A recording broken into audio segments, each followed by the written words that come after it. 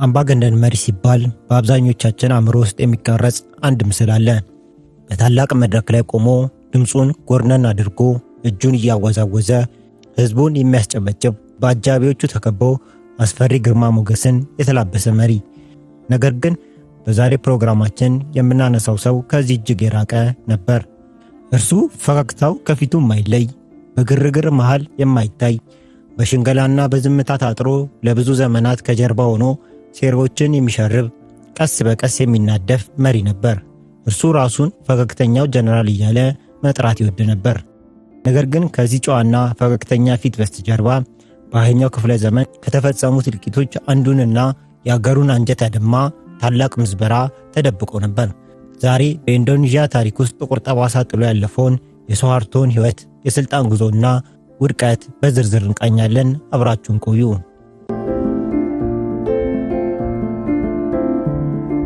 ጁን 8 1921 ቦታው በደቡብ ምስራቅ ኤዥያ የምትገኘውና በወቅቱ የደች ምስራቅ ህንዶች ተብላ በሆላንድ ቅኝ ግዛት ስር ተማቅቅ የነበረችው ኢንዶኔዥያ ናት። በጃቫ ደሴት ዮግያካርታ በሚባለው ታሪካዊ ከተማ አቅራቢያ በምትገኝ ካምሱ በምትባል አንዲት አቧራማ መንደር ውስጥ አንድ ሕፃን ተወለደ። ስሙም ሱሃርቶ ተባለ። ልክ እንደ አብዛኛው ጃቫውያን አንድ ነጠላ ስም ብቻ ነበር ያለው። ሱሃርቶ ራሱ በጻፈው የሕይወት ታሪኩ ላይ እኔ ከተራ ምስኪን የገበሬ ቤተሰብ ነው የተወለድኩት ይለናል። ነገር ግን በወቅቱ የነበሩ ወታደራዊ ስለላ ምንጮች ደግሞ ሌላ ታሪክ ያወራሉ። ሱሃርቶ ምስጢራዊ የንጉሳዊ ደም ያለበት የአካባቢው ባለሀብቶች ወገን ነው ይላሉ። በአንጻሩ ደግሞ በከተማ ውስጥ የሚናፈሱ አሉባልቶች የቻይናዊ ባላባት ልጅ እንደሆነ ይተርካሉ።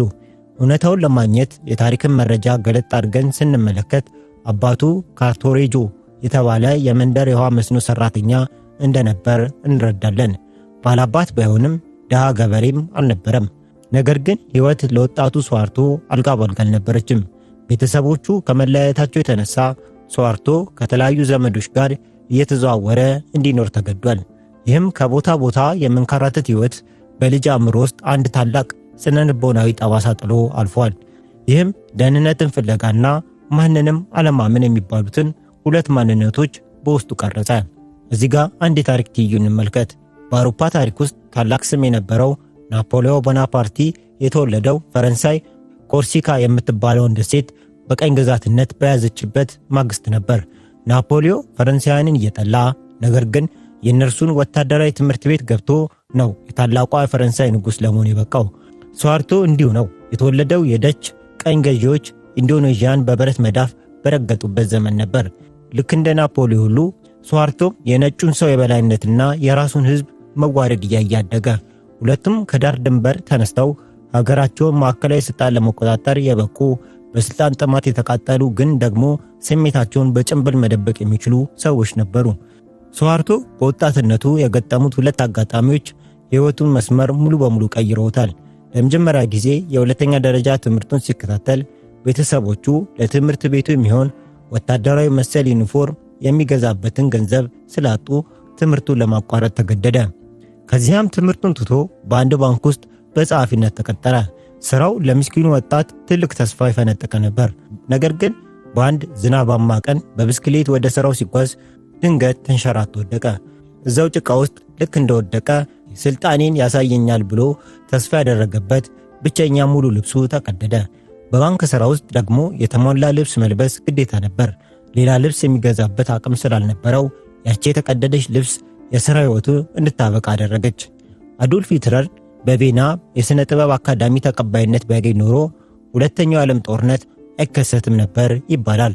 ሱሃርቶም ያቺ ልብስ ባትቀደድና በባንክ ጸሐፊነቱ ቢቀጥል ኖሮ የኢንዶኔዥያ ታሪክ ምን ይሆን ነበር? ይህ ጥያቄ ይነሳል። ሆኖም ያቺ የተቀደደች ልብስ ግን ሱሃርቶን ወደ ሌላ በር መራችው። ሁልጊዜም ዩኒፎርም ወደማይጠፋበት፣ ሁልጊዜም ሙሉ ልብስ ወደሚገኝበት ስፍራ፣ ወደ ወታደራዊው ዓለም። ሱሃርቶ በ1940 የደች ቀኝ ግዛት ጦርን ተቀላቀለ። እዚያም ወታደራዊ ስነ ስርዓትና ስልጠናን ወሰደ። ነገር ግን በ1942 የሁለተኛው ዓለም ጦርነት ማዕበል ኤሲያን ሲመታ የጃፓን ኢምፓየር ኢንዶኔዥያን ወረረች። የደች ጦር ሲሸሽ ሱሃርቶ አንድ ሰከንድ እንኳን አላመነታም። የለበሰውን የደች ዩኒፎርም አውልቆ በመጣል ለአዲሶቹ ወራሪዎቹ ለጃፓኖች መስራት ጀመረ። ጃፓኖች ያቋቋሙትን ፔታ የተባለውን የአገር መከላከያ ሚኒሻ ተቀላቀለ። ከዚያም በኦፊሰርነት ሰለጠነ። ለእርሱ ሉዓላዊነት ወይም ብሔራዊ ክብር ሳይሆን መጀመሪያ መትረፍ ከዚያም መቆናጠጥ ነበር ዋናው ስራው። በፈረንሳይ ዘመን የነበረውን የታዋቂውን የዲፕሎማት ቻርልስ ሞሪስ ዴ ታርላንድን ታሪክ ያስታውሰናል። ታርላንድ የፈረንሳይ ንጉሳዊ ስርዓት፣ የአብዮታዊ መንግስት እና የናፖሊዮን አምባገነንነት እንዲሁም ከናፖሊዮን ውድቀት በኋላም የመጣውን አዲሱ ንጉሳዊ ስርዓት ያገለገለ ድንቅ የፖለቲካ ስልት ነበር። ስዋርቶም ልክ እንደ ታርላንድ የፖለቲካ ንፋስ የሚነፍስበትን አቅጣጫ አስቀድሞ የማሽተት ልዩ ተሰጥኦ ነበረው። በኦገስት 1945ም ጃፓን በአቶሚክ ቦምብ ተመታ እጇን ስትሰጥ ስዋርቶ ዳግመኛ ዩኒፎርሙን ቀየረ። አዲስ ወደ ተቋቋመው የኢንዶኔዥያ የነጻነት ሰራዊት በመቀላቀል ሀገሪቱን መልሰው ለመያዝ የመጡትን የደች ጦሮችን መዋጋት ጀመረ። በኢንዶኔዥያ የነጻነት ጦርነት ወቅትም ሰራዊቱ በቂ የተማሩና የሰለጠኑ መኮንኖች አልነበሩትም። ይህ ክፍተት ለስዋርቶ ትልቅ የዕድል በር ከፈተለት።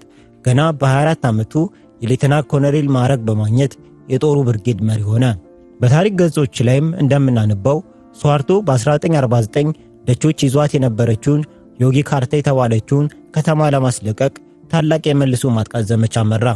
ይህ ክስተት ከዓመታት በኋላ ጃጉር ኩንጊ በተባለው የፕሮፓጋንዳ ፊልም ላይ ታላቅና ታሪካዊ ድል ተደርጎ ተስሏል።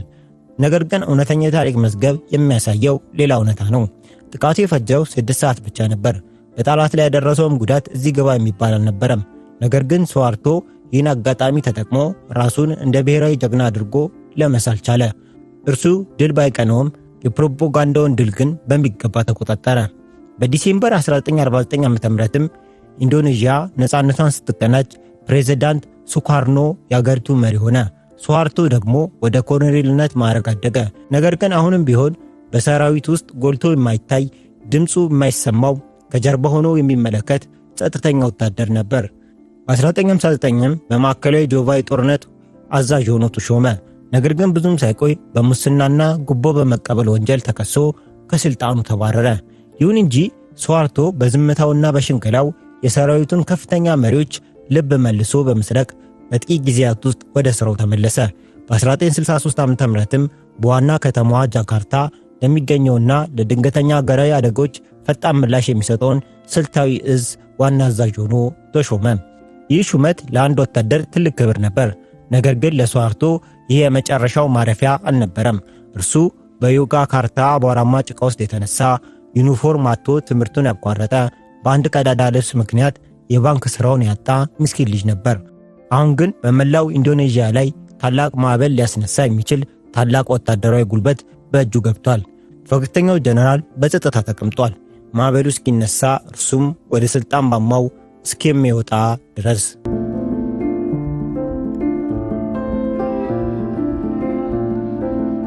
እንደ አውሮፓውያን አቆጣጠር 1965 በኢንዶኔዥያ ሰማይ ስር ታላቅ ፍርሃት አንዣቧል። ፕሬዝዳንት አህመድ ሱካርኖ የአገሪቱን ለመምራት ናሳኮም የተባለ ፖለቲካዊ ርዕዮተ ዓለም ፈጥረው ነበር። ይህ ማለት ብሔርተኝነትን፣ ሃይማኖትነትን፣ ኮሙኒዝምን በአንድ ማሰሮ ውስጥ ጨምሮ እንደ ማብሰል ማለት ነው። አስቡት እስቲ፣ እሳትና ጭድ፣ ውሃና ዘይት በአንድ ላይ ሊቀመጡ ይችላሉን? በፍጹም። በአንድ በኩል የአገሪቱ የጦር ሰራዊት አለ፣ የካፒታሊስት ምዕራባውያን ደጋፊ፣ ለሃይማኖት ትልቅ ቦታ የሚሰጥና ኮሙኒዝምን እንደ ጣዖት የሚጠላ። በሌላ በኩል ደግሞ የኢንዶኔዥያ ኮሚኒስት ፓርቲ ፒኬአይ አለ፣ ከቻይናና ከሶቪየት ኅብረት ጋር የጠበቀ ወዳጅነት ያለው የገበሬውንና የሰራተኛውን ክፍል ያንቀሳቀሰ ግዙፍ ኃይል። በመካከላቸው ደግሞ የእስልምና ሃይማኖት መሪዎች አሉ። ፕሬዝዳንት ሱካርኖ በእነዚህ 3 ተፋላሚ ኃይሎች መሃል እንደ ሰርከስ ተጫዋች በገመድ ላይ ይራመዱ ነበር። አንዱን ሲደግፉ ሌላውን ይቆጣሉ። በዚህ መሃል ግን የአገሪቱ ኢኮኖሚ ቁልቁል እየተንደረደረ ነበር። ረሃብ፣ የኑሮ ውድነት፣ ሰልፍ የዕለት ተዕለት ተግባር ሆነ። የጦር ሰራዊት መኮንኖች ኮሚኒስቶች ሀገሪቱን ሊቆጣጠሩ ነው ብለው ሲሰጉ፣ ኮሚኒስቶች ደግሞ የአሜሪካ ሲአይኤ የሚደግፋቸው ጀነራሎች መፈንቅለ መንግስት ሊያደርጉብን ነው ብለው ያምኑ ነበር። አየሩ በጥርጣሬና በክህደት ተበክሏል። እንግዲህ በዚህ ታላቅ ውጥረት መሃል ነው ስዋርቶ የተባለው ፈገግተኛው ጀነራል ልክ እንደ ሸረሪት ድሮን አድብቶ የሚጠብቀው። እርሱ ከማንኛውም ወገን አልነበረም። የጦር ሰራዊቱ አባል ቢሆንም ከኮሚኒስቶች ጋርም ወዳጅነት ነበረው። በሁለቱ መሃል ባለው አጥር ላይ ተቀምጦ የትኛው ወገን እንደሚሸነፍ በትዕግስት ይጠባበቅ ነበር። እዚህ ጋር ነው የታሪክ አንድ ታላቅ ንጽጽር የምንመለከተው። በ1933 በጀርመን ሀገር አንድ አስገራሚ ክስተት ተፈጠረ። የጀርመን የፓርላማ ህንፃ በድንገት በነበልባል ጋየ። በወቅቱ ገና ወደ ስልጣን ብቅ ብሎ የነበረው አዶልፍ ሂትለር ቃጠሎውን ሙሉ በሙሉ በኮሙኒስቶች ላይ አላከከ። ኮሙኒስቶች አገሪቱን ሊያጠፉ ነው በሚል ፍርሃት ሂትለር ህገ መንግስቱን ሰረዘ፣ ተቃዋሚዎችን አሰረ። በመጨረሻም ፍጹም አምባገነን ሆነ። በኋላ ላይ ግን ቃጠሎውን ራሳቸው ናዚዎች ለስልጣን መወጣጫ እንዲሆናቸው ብለው እንዳደረጉት ታወቀ። ልክ እንደ ጀርመኑ የራይክስታግ ቃጠሎ ሁሉ በኢንዶኔዥያ በኦክቶበር አንደኛው ሌሊት የተፈጸመው ክስተት ለሱሃርቶ የስልጣን ማረጋገጫ ወርቃማ ዕድል ሆነለት። ሴራው የተሸረበው በኮሙኒስቶች ይሁን ወይም በሱሃርቶ ደጋፊዎች ውጤቱ ግን አንድ ነበር፤ የኮሙኒስቶችን መጥፋትና የሱሃርቶ ወደ ስልጣን መውጣት። ኦክቶበር 1 ቀን 1965 ዓ.ም ከሌሊቱ 8 ሰዓት የፕሬዝዳንት የክብር ዘበኛ የሆኑት ቻክ ራቢራዋ የተባሉ የሰራዊቱ አባላት በሌተናንት ኮሎኔል ኡንቱንግ እየተመሩ በጃካርታ ጸጥተኛ ጎዳኖች ላይ በጭነት መኪኖች ላይ መጓዝ ጀመሩ። መዳረሻቸው የአገሪቱ ታላላቅ ጀነራሎች መኖሪያ ቤት ነበር። በዛች ሌሊት የሞት መልአክ የጀነራሎችን በር አንኳኳ። የጦር ሰራዊት ጠቅላይ አዛዥ የነበሩት ጀነራል ሐመዲን ያኒ ከመኝታቸው ተቀስቅሰው ወደ ውጪ እንዲወጡ ተደረገ። የለበሱትን ልብስ ቀይረው እንዲመጡ ሲጠይቁ ግን ወታደሮቹ ፈቃደኛ አልሆኑም። በመካከላቸው በተፈጠረ እምቢተኝነት ወታደሮቹ ጥይት አርከፈከፉባቸው። ታላቁ ጀነራል እዚያው ሳሎናቸው ውስጥ በደማቸው ተጠምቀው ወደቁ። ሌሎች 5 ጀነራሎችና አንድ ሌተናል በተመሳሳይ ሁኔታ ታፍነው ተወሰዱ። ወደ ሉባንግ ቦአ ወይም የአዞ ጉድጓድ ወደሚባለው ስፍራ ተወስደው በአሰቃቂ ሁኔታ ከተገደሉ በኋላ አስክሬናቸው በአሮጌ የውሃ ጉድጓድ ውስጥ ተጣለ። ይህ እልቂት ግን አሰቃቂነቱ በዚያ አላበቃም። የጦር ሰራዊቱ ሁለተኛ ሰው የነበሩት ጀነራል አብዱል ሐሪስ ናሱቲዮን ቤታቸው ሲከበብ በደቂቃዎች ልዩነት ግንብ ዘለው ለማምለጥ ቻሉ። ነገር ግን የእርሳቸው ማምለጥ ያልተረዱት ወታደሮች በጨለማ ውስጥ በሳሎኑ ላይ ጥይት ሲያዘንቡ የጀነራሉ ባለቤት የ5 ዓመቷን ልጃቸውን አዲ ኤርማንን አቅፋ ለማምለጥ ስትሞክር ጥይት መታት። ያቺ ንጹህ ሕፃን ከጥቂት ቀናት ስቃይ በኋላም ሕይወቷ አለፈ። የታሪክ እንቆቅልሹ ሱሃርቶ የት ነበር? እንግዲህ እዚህ ጋር ነው ቆም ብለን በጥልቀት ማሰብ ያለብን። ለመሆኑ በዛች ሌሊት የ6 ታላላቅ ጀነራሎች ሕይወት ሲቀጠፍ የጃካርታው ስልታዊ እዝ ዋና አዛዥ የነበረው ሱሃርቶ የት ነበር? ለምንስ እሱ በእነዚህ ነፍሰ ገዳዮች ዝርዝር ውስጥ ሳይካተት ቀረ? ስልታዊ እዝ ማለት በአገሪቱ ውስጥ ፈጣንና ጠንካራ መከላከያ መገንባት የሚችል ማንኛውንም መፈንቅለ መንግስት ማክሸፍ የሚችል ብቸኛ የጦር ክፍል ነበር። ማንኛውም መፈንቅለ መንግስት የሚያደርግ ሰው መጀመሪያ የሚያስወግደው የዚህን ክፍል አዛዥ መሆን ነበረበት። ሱሃርቶ ግን በቤቱ በሰላም ተኝቶ አደረ። በኋላ ላይ በፍርድ ቤት የተሰሙ ምስክርነቶች እንደሚያሳዩት የመፈንቅለ መንግስቱ መሪዎች የነበሩት ኮሎኔል ላቲፍ እና ኡንቱንግ የሱሃርቶ የቅርብ ጓደኞች ነበሩ። እንዲያውም ከግድያው ጥቂት ሰዓታት በፊት ኮሎኔል ላቲፍ ሱሃርቶ ሆስፒታል ውስጥ ከታመመው ልጁ ጋር እያለ ሄዶ አነጋግሮት ነበር። ላቲፍ በፍርድ ቤት ሲመሰክር የምናደርገውን ነገር ሁሉ ለሱሃርቶ ነግረነው ነበር፣ እሱም ዝም በማለት ይሁንታ ሰጥቶናል ብሏል። ሱሃርቶ ግን ጓደኞቹና ጀነራሎቹ እስኪገደሉለት ድረስ በዝምታ ጠበቀ።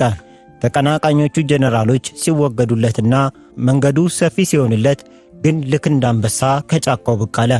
ኦክቶበር 1 ቀን ሱሃርቶ የስልታዊ እዙን ቁጥጥር በእጁ አስገባ። መፈንቅለ መንግስት ያደረጉትን ወታደሮች በቀላሉ በመቆጣጠር የሀገሪቱን ብሔራዊ ሬዲዮ ጣቢያ ያዘ። ለህዝቡም እንዲህ ሲል አወጀ።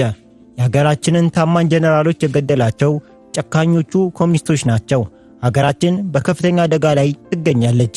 እኔ ደግሞ ሰላምና ደህንነትን ለመመለስ ስልጣኑን ተረክቤያለሁ አለ። ሱሃርቶ በዛሽ ቀን የለበሰውን የፈገግታ ጭንብል አወለቀ። ከጀርባ የነበረው ሰውዬ ምንኛ ቀዝቃዛ፣ ምንኛ ስልታዊና ምንኛ ጨካኝ እንደሆነ መላው ኢንዶኔዥያ ህዝብ የሚያይበት ጊዜ ደረሰ። የኦክቶበር 1ኛው ሌሊት አልፋለች። ነገር ግን ለአገሪቱ የሚመጣው ረጅሙና ደማዊ የንጋት ጨረር ገና ነበር።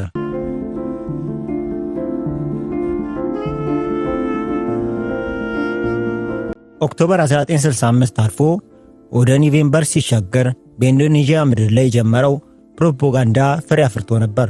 ሱሃርቶና የቅርብ ወታደሮቹ አጋሮቹ በመላው አገሪቱ አንድን ወገን የማጥፋት ታላቅ ዘመቻ ከፈቱ።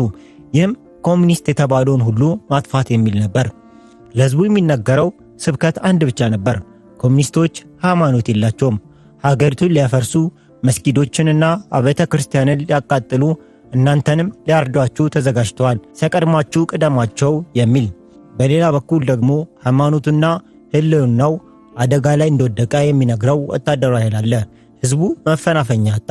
ስዋርቶ የጦር ሰራዊቱን ልዩ ኮማንዶች ወደ መካከለኛው ጃቫና ወደ ባሊ ደሴት ላከ። የእነዚህ ኮማንዶች ሥራ ግን ራሳቸው መግደል ብቻ አልነበረም። ሥራቸው ህዝቡን አነሳስቶ እርስ በርሱ እንዲጫረስ ማድረግ ነበር። በ1994 በሩዋንዳ የተከሰተው የዘር ማጥፋት ጭፍጨፋ እናስታውሳለን። በወቅቱ RTLM የተባለ የሬዲዮ ጣቢያ በሩሮቹን ገደሏቸው እያለ የወጡ ተወላጆችን በቱትሲዎች ላይ ያነሳሳ ነበር። ጎረቤት የዓመታት ወዳጁን በሜጫ ያርድ ነበር። የካጋራ ወንዝም አስክሬን ተጨናንቆ ነበር። ከዚያ እልቂት 30 ዓመታት በፊት በኢንዶኔዥያ ምድር ላይ የተፈጸመው ልክ የሩዋንዳን እልቂት ቅጂ ነበር።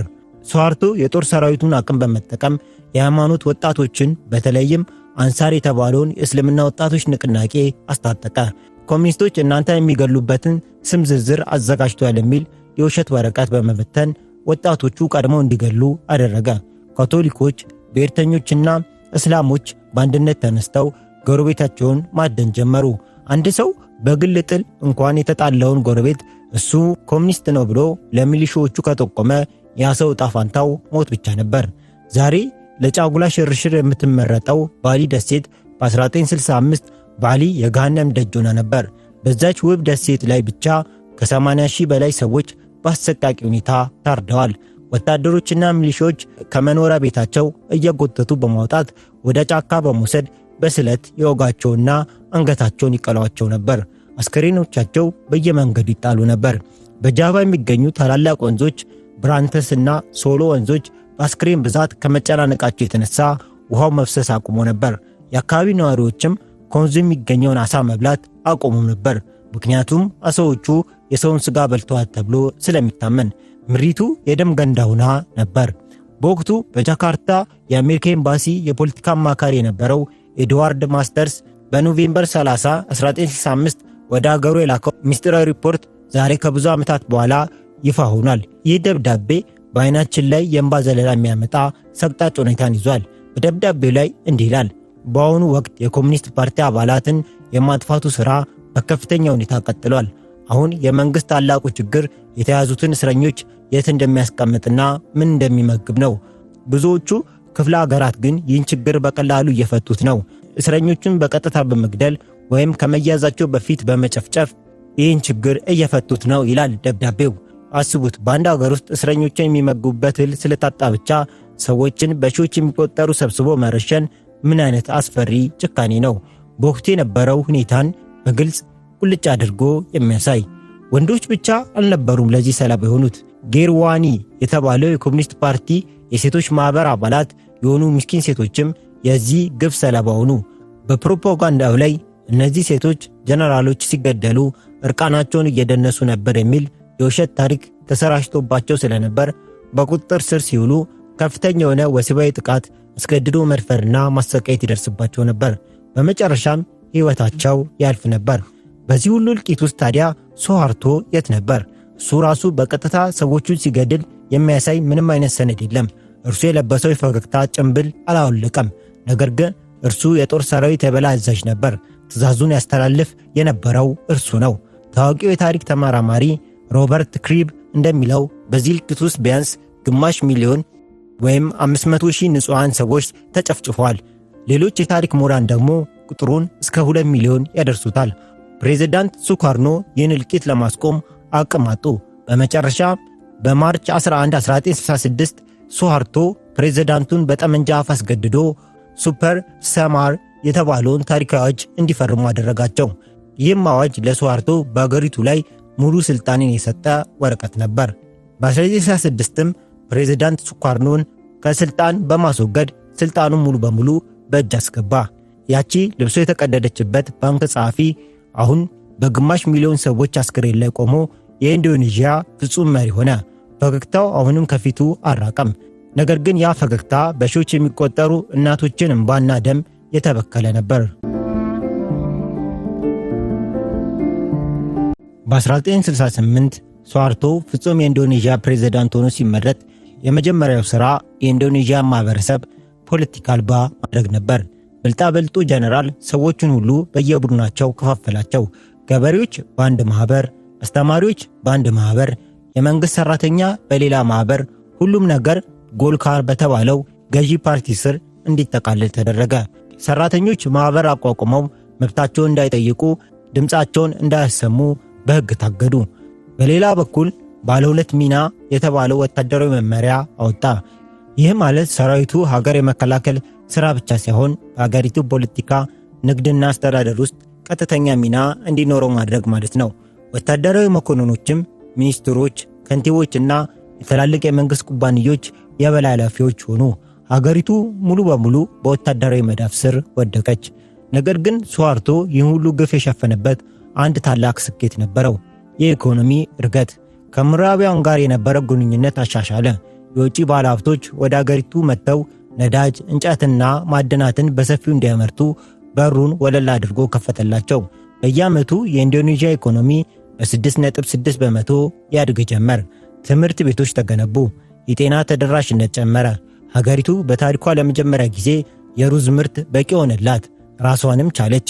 ይህም ስኬት ለዓለም አቀፍ ማህበረሰብ ሱዋርቶን እንደ ታላቅ መሪ አድርጎ አሳየው። በዚያን ዘመን በአቅራቢያቸው የምትገኝ ፊሊፒንስ ሀገር ፈርዲናንድ ማርኮስ የተባለ ሌላ አምባገነን መሪ ነበር። ሁለቱም መሪዎች በአሜሪካ የሚደገፉ፣ ኮሙኒዝምን የሚጠሉና በሀገራቸው ላይ ታላቅ ኢኮኖሚ እድገት ያሳዩ መሪዎች ነበሩ። ነገር ግን ሁለቱም የሚያመሳስላቸው ሌላ ታላቅ ነገር ነበር፤ ለቤተሰቦቻቸው ታላቅ ሌብነትና ስግብግብነት። የማርኮስ ባለቤት ኤሜልዳ ማርኮስ በሺዎች የሚቆጠሩ ውድ ጫሞችና በቅንጦት ሕይወቷ ትታወቅ ነበር። የሱዋርቶ ባለቤት ሲቲ ሃርቲናን ደግሞ በኢንዶኔዥያ ሕዝብ ዘንድ ሌላ ቅጽል ስም ነበራት። ሕዝቡ በሹክሹክታ ማዳም 10% ይላት ነበር። ይህ ማለት በአገሪቱ ውስጥ ከሚደረገው ከማንኛውም ትልቅ የንግድ ስምምነትና ኢንቨስትመንት 10 በመቶ ኮሚሽን ወይም ጉቦ በቀጥታ ወደ እርሷ ኪስ ይገባል ማለት ነበር። በኋላ ላይ ደግሞ የዝርፊያው መጠን ሲጨምር ሕዝቡ በድፍረት ማዳም 26% እያለ መጥራት ጀምሮ ነበር። የሱዋርቶ 6 ልጆች የአገሪቱን ኢኮኖሚ እንደ ኬክ ተከፋፍሎት ነበር። ትልቋ ልጇ ቱቱ የመንገድ ግንባታና የክፍያ መንገዶች ሙሉ በሙሉ ተቆጣጠረች። ሁለተኛው ልጁ ሰጊት በአቪዬሽንና በኬሚካል ንግድ ላይ ነገሰች። ሶስተኛው ልጁ ባምቦንግ የመገናኛ ብዙሃንና የሳተላይት ስርጭት በብቸኝነት ያዘ። አራተኛው ልጁ ቶሚ ደግሞ ቲሞር የተባለውን የአገሪቱን ብሔራዊ የመኪና ፕሮጀክት በመያዝ ከቀረጥ ነፃ የመኪና መለዋወጫዎችን እያስመጣ ታላቅ ሀብት አከማቸ። ባጭሩ በኢንዶኔዥያ ውስጥ የሚሸጠው እያንዳንዱ ቁርንፍድ፣ እያንዳንዱ የነዳጅ ጠብታ፣ እያንዳንዱ የመንገድ ክፍያ ሳንቲም በቀጥታ ወደ ፕሬዝዳንቱ ቤተሰብና ካዝና ይፈስ ነበር። ይህን ሌብነት ይበልጥ ግልጽ የሚያደርገው ፔርታሚና የተባለው የመንግስት የነዳጅ ኩባንያ ታሪክ ነው። ኢንዶኔዥያ እጅግ ከፍተኛ የሆነ የነዳጅ ክምችት ያላት ሀገር ነበረች። ነገር ግን ይህ ኩባንያ በሱዋርቶ ዘመዶችና ወታደራዊ አጋሮች ስለሚመዘበር በ1970ዎቹ አጋማሽ ላይ በቢሊዮን የሚቆጠር ዶላር ዕዳ ውስጥ ወደቀ። እስቲ ከጎረቤት ሀገር ማሌዥያ ጋር እናነጻጽረው።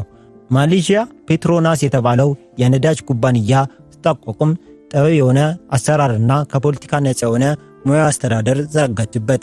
በዚህ ምክንያት ፔትሮናስ ማሌዥያ ወደ ዘመናዊ ያሸጋገረ ታላቅ የልማት ምሰሶ ሲሆን፣ የኢንዶኔዥያው ፔርታሚና ግን የሱዋርቶ ቤተሰቦች የግል ባንክ አካውንት ሆኖ ቀረ። ሱዋርቶ ለዓለም አቀፍ ማህበረሰብ ራሱን የሰላም ሰው አድርጎ ለማሳየት ቢፈልግም የለበሰው የቬልቬት ጓንት አውልቆ የብረት መዳፉን ያሳየበት ክስተት በ1975 ዓ.ም ተፈጠረ። ምስራቅ ቲሞር ከፖርቹጋል ቀኝ አገዛዝ ነፃ ወጥታ የግራ ዘመን ፓርቲ ስልጣን ሲይዝ ሱዋርቶ በአገሩ ድንበር አቅራቢያ ሌላ ኮሚኒስት ስጋት ማየት አልፈለገም። የኢንዶኔዥያ ጦር ምስራቅ ቲሞርን ወረረ። ይህ ወረራ በታሪክ ውስጥ እጅግ አሰቃቂ ከሚባሉት አንዱ ነው። የኢንዶኔዥያ ወታደሮች በፈጸሙት ጭፍጨፋ፣ ረሃብና በሽታ ከ200,000 በላይ የምስራቅ ቲሞር ሕዝብ ሕይወቱን አጥቷል። ይህም ማለት የአገሪቱ 1/3 ሕዝብ ተጨፍጭፏል ማለት ነው። የተባበሩት መንግስታት ድርጅት ይህን ወረራ ባያጸድቆም የሱዋርቶ ወዳጆች የሆኑት ምዕራባውያን ግን በነዳጅና በኮሙኒስት ፍርሃት ምክንያት ዝምታን መረጡ። በ1985 ሱዋርቶ በሮም ከተማ በተባበሩት መንግስታት የምግብና የእርሻ ድርጅት ፋኦ ታላቅ ሽልማትም ተበረከተለት። አገሩን በምግብ ራሷ እንድትችል ስላደረገ የተሰጠው ክብር ነበር። ነገር ግን ያ ክብር ጊዜያዊ ነበር። በ1990ዎቹ መጀመሪያ ላይ ሱዋርቶና ቤተሰቦቹ የሩዝ ማምረቻ የነበሩትን ሰፋፊ መሬቶች ለቅንጦት መኖሪያ ቤትና ለቪላ ግንባታዎች መዋል ጀመሩ። በዚህ ምክንያት ገበሬዎቹ መሬታቸውን አጡ። አገሪቱም ዳግመኛ ሩዝ ከውጪ ወደ ማስመጣት ተመለሰች። የበሰበሰው ኢኮኖሚ ሕንፃ ቀስ በቀስ እየተንቀጠቀጠ ነበር። ሕዝቡም በውስጡ ያለው ቁጣ እየገነፈለ ነበር። የካርታው ቤት የሚፈርስበት ጊዜ ደረሰ።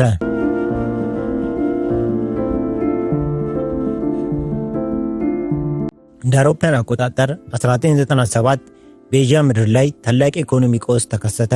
የኤዥያ ገንዘብ ቀውስ ኤዥያን ፋይናንሻል ክራይስ በመባል የሚታወቀው ይህ ማዕበል የኢንዶኔዥያን ኢኮኖሚ እንደ ቅጠል አወዛወዘው። የሀገሪቱ ገንዘብ ሩፒያ ዋጋው እንደ በረዶ ቀለጠ። እንግዲህ እዚህ ጋር ነው የኢኮኖሚስት ታላቁ እውነታ የሚገለጠው። ሀገሪቱ ስቴግፍሌሽን የሚባለው አስፈሪ አዙሪት ውስጥ ወደቀች። ይህ ማለት በአንድ በኩል ከባድ የኢኮኖሚ ውድቀት እየታየ፣ በሌላ በኩል ደግሞ የሸቀጦች ዋጋ በከፍተኛ ሁኔታ የሚረገረግበት አስፈሪ ወቅት ነበር። ለ30 ዓመታት በዝምታ ተውጦ ብቻ ኑሮ ይሻሻል እንጂ ሌብነቱ ምን ያደርግልኛል ብሎ ተኝቶ የነበረው የኢንዶኔዥያ መካከለኛ ክፍልና ሲቪል ሰርቫንቱ በዚህ ጊዜ ከእንቅልፉ ባነነ። የኑሮ ውድነቱና ረሃቡ መቋቋሚያ ሰጣቸው። ሱዋርቶ ግን አሁንም ቢሆን የዓለም አቀፍ የገንዘብ ድርጅት IMF የሚጠይቀውን የኢኮኖሚ ማሻሻያ ለማድረግ ፈቃደኛ አልነበረም። ምክንያቱም ማሻሻያ ማድረግ ማለት የልጆቹንና የዘመዶቹን የዝርፊያ በር መዝጋት ማለት ነበርና። እርሱ ከሀገሩ ሕልውና ይልቅ የቤተሰቡን ካዝና መረጠ። እዚህ ጋር አንድ የታሪክ ምሁራን የሚያነሱት አስገራሚ ንጽጽር እንመልከት።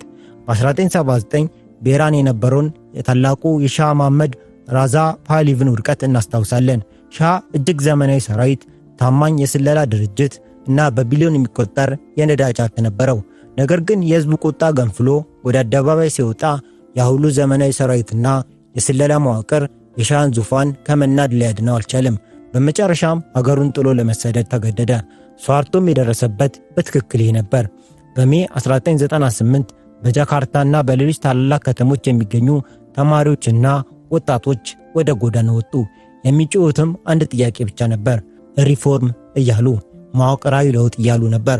ሱዋርቶ እንደለመደው ሰራዊቱን አዘዘ። ሰራዊቱ በተቃዋሚዎቹ ላይ ጥይት አርከፈከፈ። በጃካርታ ጎዳኖች ላይ እሳት ነደደ። ሱቆች ተዘረፉ። በዚያን ሰሞን ብቻ ከ1000 በላይ ንጹሃን ዜጎች ሕይወታቸውን አጡ። ነገር ግን በዚያን ጊዜ የሱዋርቶ ፈገግታ ጠፋ። ሰራዊቱና የቅርብ ወታደራዊ አጋሮቹ ሕዝቡን መፍጀት መቀጠል አልፈለጉም። የሱዋርቶ የቅርብ ሰዎች ሳይቀሩ ፊታቸውን አዞሩበት። ሱዋርቶ ብቻውን ቀረ።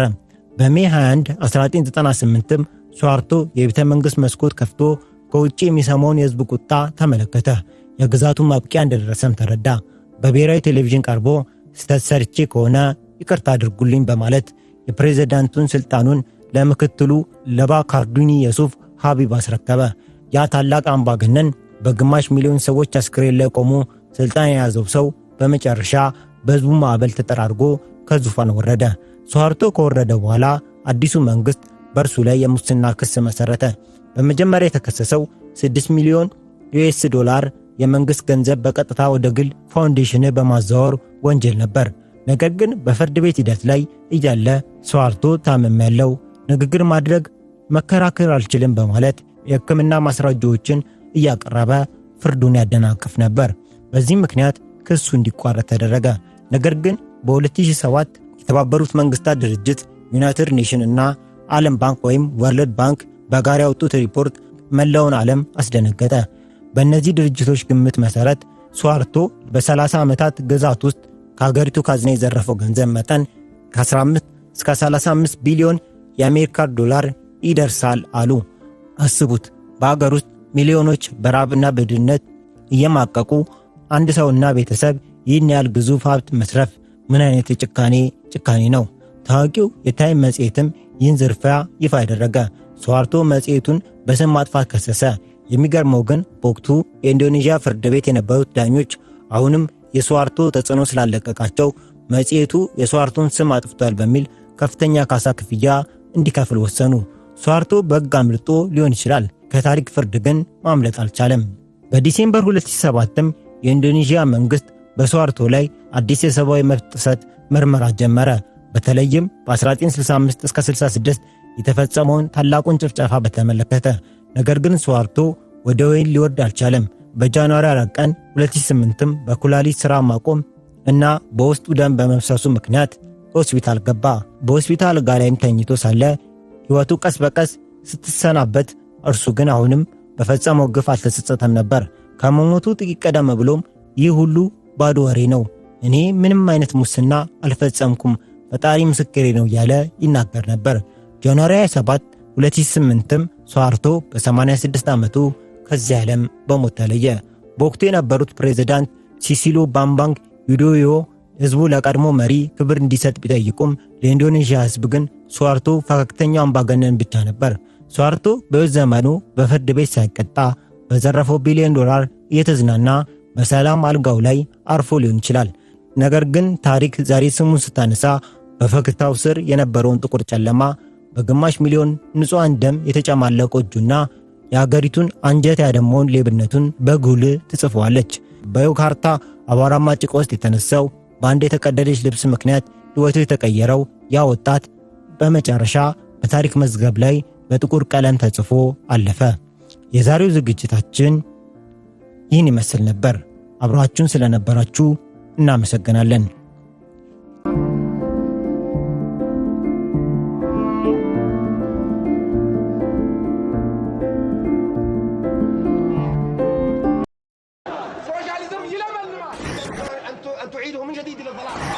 Yes, we did.